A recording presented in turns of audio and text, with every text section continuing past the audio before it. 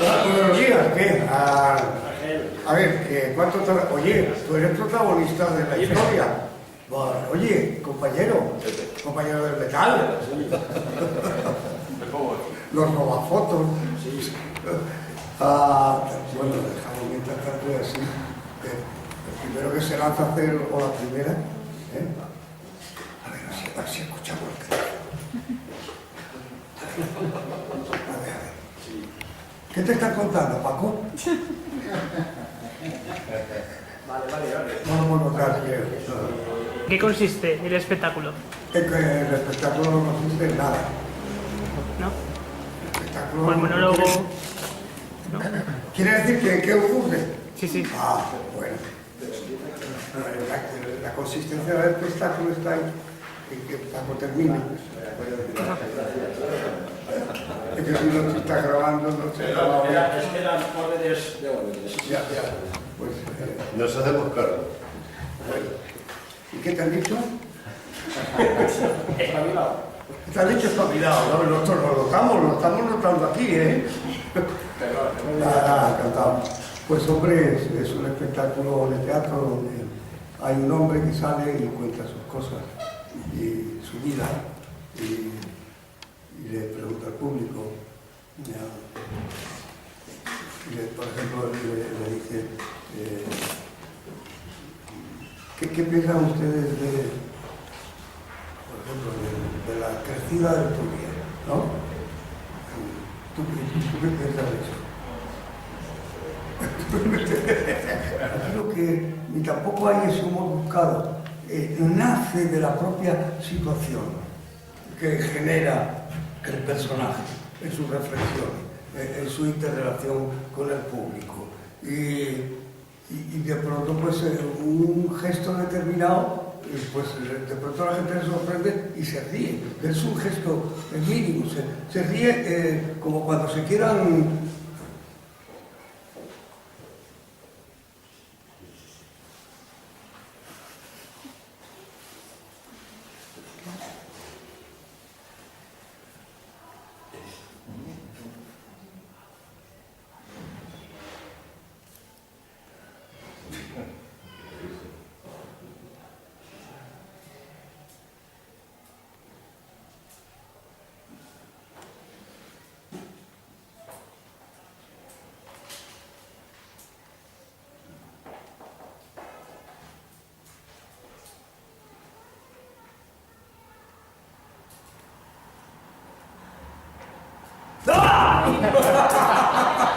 ¡No me ha asustado,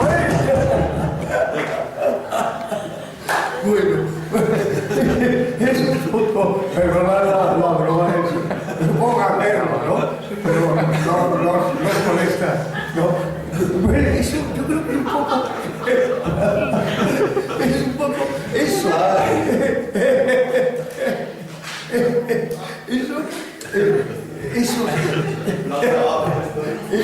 Eso se llama jugar, ¿no? Los ingleses, el play, nosotros lo hacemos de otra manera. Tenemos que trabajar, y yo dice, juguemos. Y entonces cuando subes arriba, juegas, ¿no? A mí de pronto, pensando en esto y explicar los silencios, he aprovechado el elemento externo.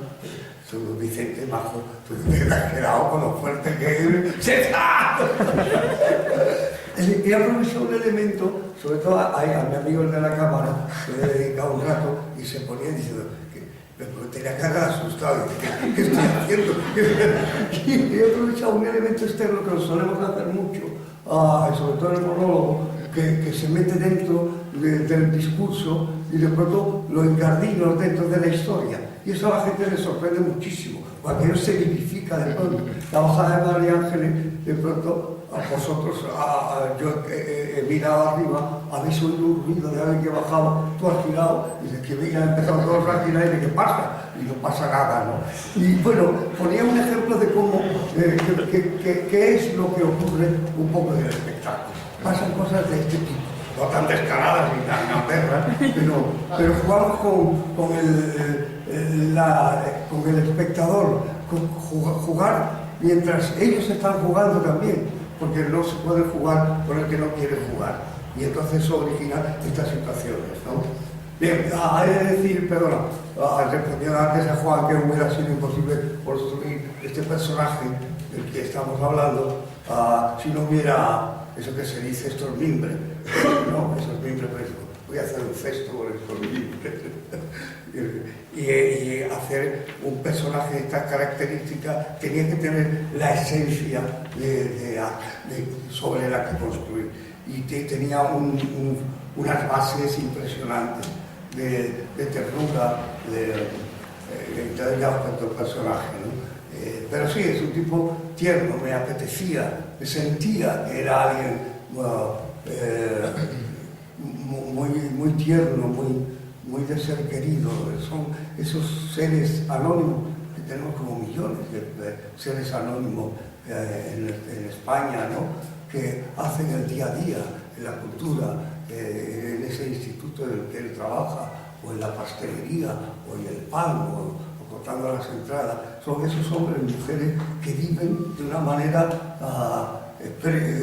precario, pero con la ilusión con que este hombre vive su existencia alrededor de las palabras, alrededor de la enseñanza, ¿no? Parece que son ahora unos señores talos que hay que quitarlos del medio y recortarle hasta los huevos, ¿no? Entonces es algo estupendo pensar que darle a este personaje voz y darle capacidad de encontrarse con el público, de contar lo que el público siente que también les pasa. Y eso, si no hubiera habido el texto de Juan, hubiera sido muy difícil. De manera que por otro lado a mí me apetecía este señor contrario totalmente a mí, ¿no? A ese señor que normalmente me obligan a hacer. La gente le ponen el hígado aquí, que no, esto está todo muy cabreado, pero Juan, hombre, por favor, ¿no? Y entonces hacer esta cosa así tan pequeñita, me recuerda mucho mi infancia a la hora de hacer el personaje. Es curioso porque llegas a dudar si él como Juan Diego tiene una existencia propia, ¿no? Porque todo lo que le pasa y todo lo que te cuenta, tú estás comiendo con él y en el segundo plato tú dices, este tío me está montando una representación bueno, a los 2 días de empezar la función, ocurrió un suceso esto muy curioso, que fue él un día estábamos ensayando en su casa y de repente desapareció, estábamos Emilio y Hernández y él desapareció y a los 10 minutos apareció con un traje negro, una camisa blanca y una corbata y dijo, ¿qué os parece? Que es el traje que usa en la representación. Pues es perfecto para este personaje. Bueno, y era el traje y la corbata que se había comprado para ir al entierro de su padre y ya nuevo nunca más lo había usado, ¿no? Entonces esa corbata en uno de los viajes se la robaron porque iba con el equipo de música, de sonido y tal, y robaron la furgoneta y robaron la corbata, ¿no? Entonces el mundo en que Juan, cuéntaselo. ¿Qué pasó cómo fue esto? Nada, que hombre, que bueno, que al día siguiente tenía que hacer la función, me trajeron una corbata y sentí mucho que a la hora de ponérmela en el escenario, en el camerino era como si fuese una soga, como una cosa ajena a mí, y esas cosas maníacas, ¿no? Entonces también lo miraba, daba vuelta, me la ponía, pero aquello no era. Había dejado en esta parte aquí, que le llaman los cardiólogos, la parte de la corbata, cuando algo te suena por aquí, os lo doy como consejo, ojo que hay algo en la zona de la corbata, de medio esto para arriba. Entonces yo tocaba y me miraba y era como la corbata de otro. Y hasta allá estaba el regidor y que siempre termino desde, oye, que estamos esperando para hacer el ensayo y ahora voy y no había manera. Y entonces me la puse a mano de cualquier modo y tal, pero dije a Hugo, ¿sabes? Ahora, a ver si me puedo comprar otra corbata, otra cualquiera que no sea esta, porque era que alguien pagase el pago de la corbata, ¿no? Y entonces me trajo esta corbata, me la puse, pero yo lo sentí mucho porque ¿qué hacía esa corbata en mi casa? Como ahora lo confieso, de la muerte de mi padre me traje un grito estentórea al que le cierran ahora lo ponen ahí y lo meten en una lona y lo hacen así. Y es terrible. Aquello de el golpe del ataúd perfectamente en tierra de Machado, bueno, pues aquello tenía hasta cierto compás, cierto golpe, ¿no? Sonoro. Pero claro, acabar una existencia así, cuando yo, esa cosa que te sientes tú que lo oye tu padre, ¿no? Y con tan mala suerte, no sé cómo, que vi que mi padre tenía fuera de la nariz y que la iba a picar, entonces digo, ¡hostia! ¡Me cago! Eso fue así, de verdad. Y tuvo un silencio tremendo, el tipo se quedó ahí y le llegó hasta aquí. Lo cuento porque poco sea así. Y hasta aquí le llegó el cierre, la cremallera. Y entonces el tipo se quedó así y digo, ¿pero qué iba usted a atropellar a mi padre? ¿No se da cuenta que esto hay que hacerlo de otra manera? Abra la cremallera, por favor. Estoy mirándola a los ojos, claro. Y abajo dice, súbala, quiero verlo. Quiero enterrar a mi padre, ¿no? Pero le dije, muchas gracias, ¿no? Bueno, yo tenía esa corbata, para mí no fuese ningún dolor ni pasó nada. Sencillamente, pues que tenía eso y unos calcetines de mi padre que me pongo a veces cuando, no sé si los traigo, no los traigo, me los pongo doble. Debajo me pongo de mi padre y tengo cosas de esas, unos calcetines, pañuelos que no uso. Pensé meterle un pañuelo a este personaje de mi padre, ese pañuelo blanco, por si pasaba algo en escena. Pero entonces no, porque iba a empezar a utilizar otro elemento, que sería el pañuelo, ya me hubiera inventado. Y bueno, y esas pequeñas cosas que yo sentí, yo me puse ese día el traje, porque ya me lo había puesto, y había ensayado con él, y había ensayado, y me lo puse porque ya había aparecido el personaje, incluso ese día ya empezó a cambiar la voz interna y la externa del personaje. Y entonces esto dijeron, camisa, corbata, el traje y los zapatos.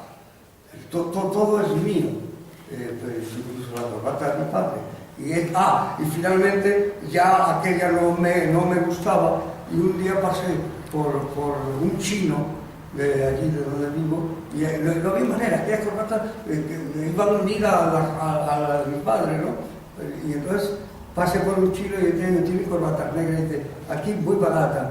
Y entonces cogí una que valía 25 euros, con mucho brillo, y bueno, y ya como, es otra corbata, no es esa. Y esa es la que sacó en la función. De manera que hay esas pequeñas cosas que sentirte vestido como sueña el personaje es muy importante. Y de hecho funcionaba porque el personaje estaba ahí, escrito el que lo había construido, y le parecía maravilloso. Bueno, pues yo creo que tenemos más, porque yo no he ido a una rueda de prensa tan larga, yo sí. Pero te lo juro, y en el cine que hay mucho interés, ¿no? Pues agradezco mucho que hayáis estado dando tiempo, ¿no? Muchas gracias, sí. Muchísimas gracias.